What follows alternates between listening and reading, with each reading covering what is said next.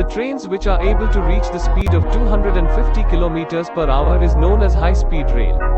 In India, if a train can run at a speed of 200 km per hour, then it can be considered as semi-high-speed trains.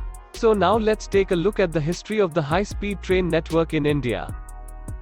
One of the first proposals to introduce high-speed trains in India took place in the mid-1980s by the then Railway Minister Madhav Rao Scindia.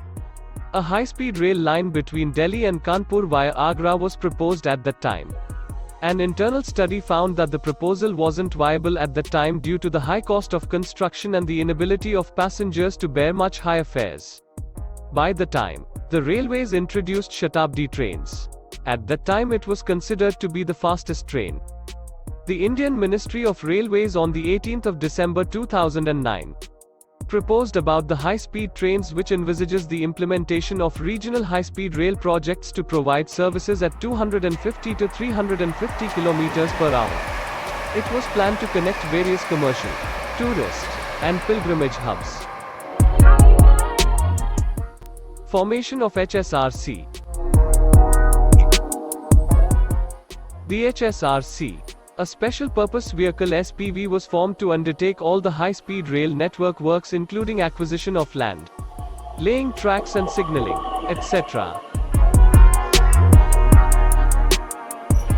Finally, RVNL, also called as Rail Vikas Nigam Limited, set up a corporation called High Speed Rail Corporation of India Ltd (HSRC) on the 25th of July 2013.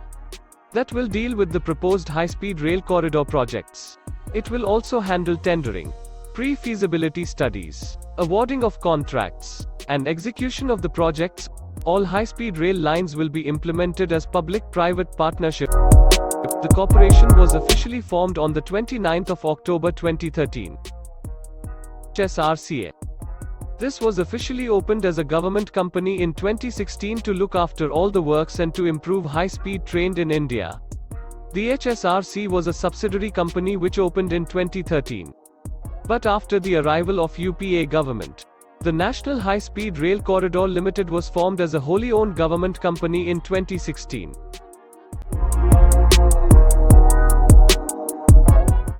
Operations and feasibility held by NHSRCA.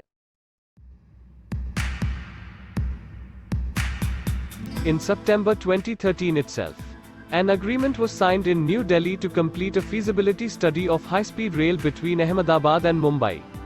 Within 18 months, the study cost will be shared 50% each by Japan and India.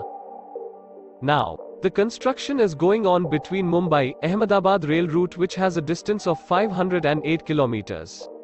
However, this project is going in slow pace where only 50% of land acquisition is only completed. The projects was first decided to get completed by 2022, where the bullet train would start its service on the day when nation would celebrate its 75th anniversary of independence. Other than this, there are 6 more routes that are proposed. These corridors will be developed within next few years. Recently, the Indian Gov gave a go-ahead to construct all the final 7 routes of high-speed trains. When speaking about the ticket prices of these high-speed trains, it would likely to be cost between 2000 to 2500 rupees. Future projects of Indian Railways. Virgin Hyperloop. The New Delhi is very keen to introduce the Elon Musk-led Hyperloop system between Mumbai and Pune, which would significantly reduce the travel time. It would just take only 25 minutes to reach Pune from Mumbai. Hyperloop Transportation Technologies has also signed an MoU with Andhra Pradesh state government. It is currently studying the feasibility of the project for the route between Vijayawada and Amravati. The 40 kilometers distance between the two cities can be covered in just 6 minutes. Andhra Pradesh already has decided to build its metro train systems using maglev technology and has sent the study teams to China for practical study of the operational maglev-based metro train systems. Bengaluru-Chennai Hyperloop. Los Angeles-based Hyperloop One has signed a MoU with Karnataka government to conduct a feasibility study for the route between Bangalore and Chennai. Hyperloop will reduce the travel time to 20 minutes between the two cities.